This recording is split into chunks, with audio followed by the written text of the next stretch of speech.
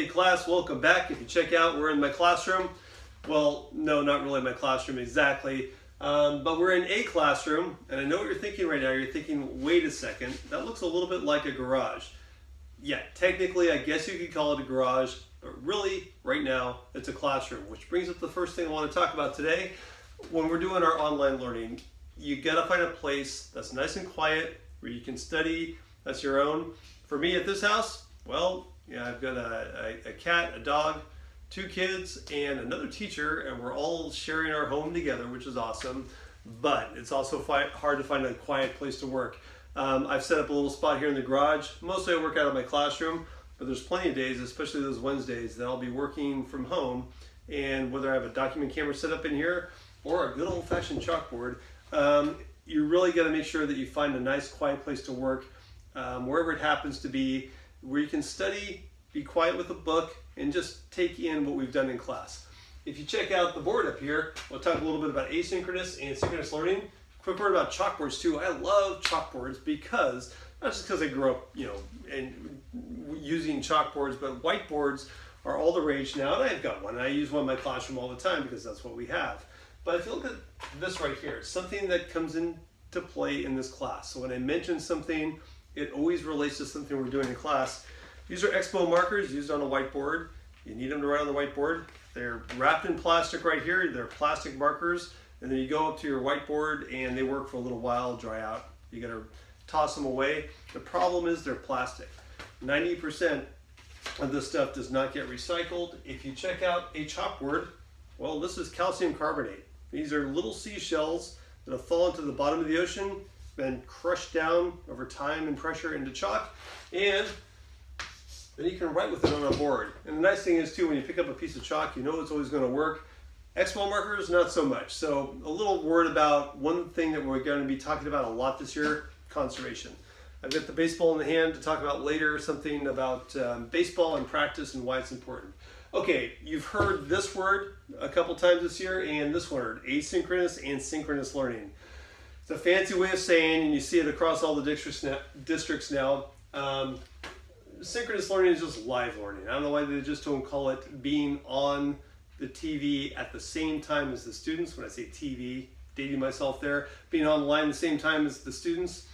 What you're doing with synchronous learning is you're interacting usually through Zoom or Google Classroom. In our case, we'll be using Zoom. Asynchronous is just another way of saying those are the resources that you'll be seeing where you can go at your convenience and check them out. Google Classroom, of course, is the most common and popular. That's a great place to put notes. If you've got YouTube, I put out these YouTube videos like this one right here. Great place to put a quick explanation. Again, I try and keep mine to about 10 minutes or less because that's about right for not only this subject matter and this age group, but for what we're doing when we're trying to fit in our 80 minutes per class of instruction. And then finally, Brain Pops, and I could have gone on with this list here. That's Moby from the Brain Pop. You might recognize that. If you check out the Brain Pops and other online resources, great places to find out, go a little deeper into the subject. A little note about the science notebooks right here. I'm in my garage right now, but if you check out the garage, it gives me some props to work with, just like I always use props. This is baseball. By the way, I'll talk a lot about baseball probably in one way or the other this year.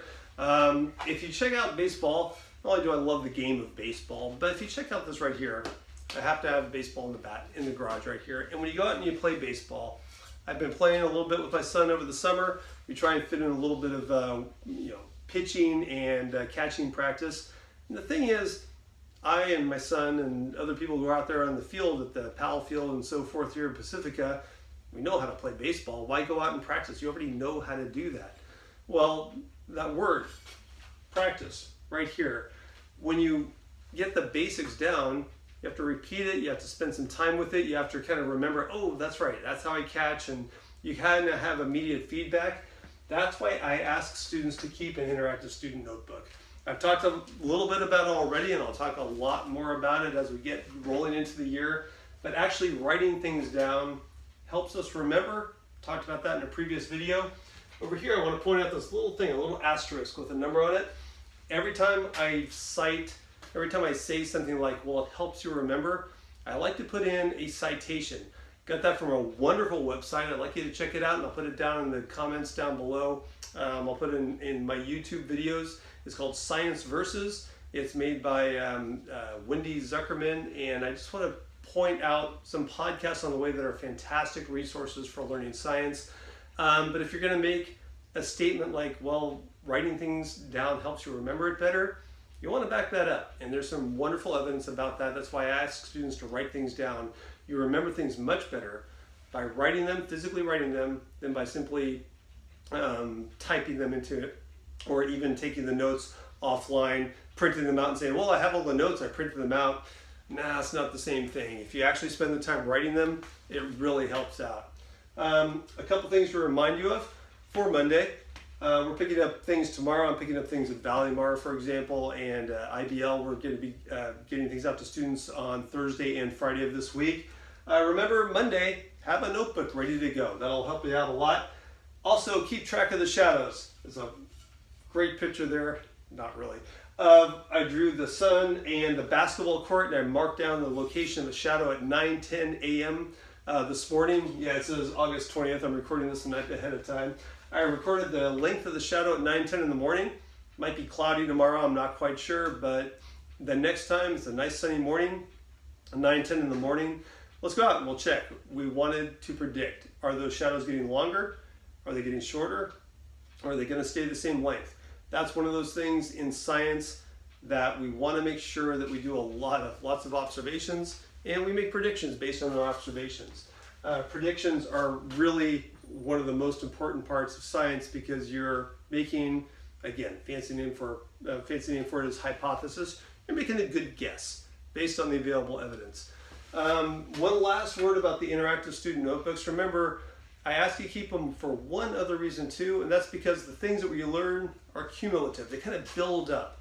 A little bit like the baseball thing. You get one skill, you might learn how to play first base. Yeah, I'm left-handed.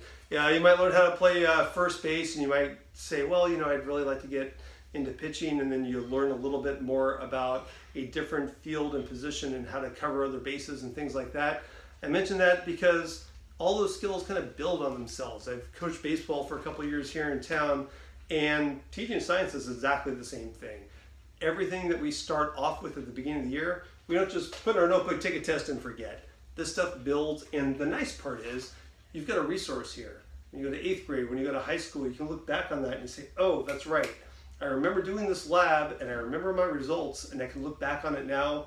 You have a written record of what you've done. So again, looking forward to seeing you. You don't have to take notes on any of this today because we're not officially starting yet.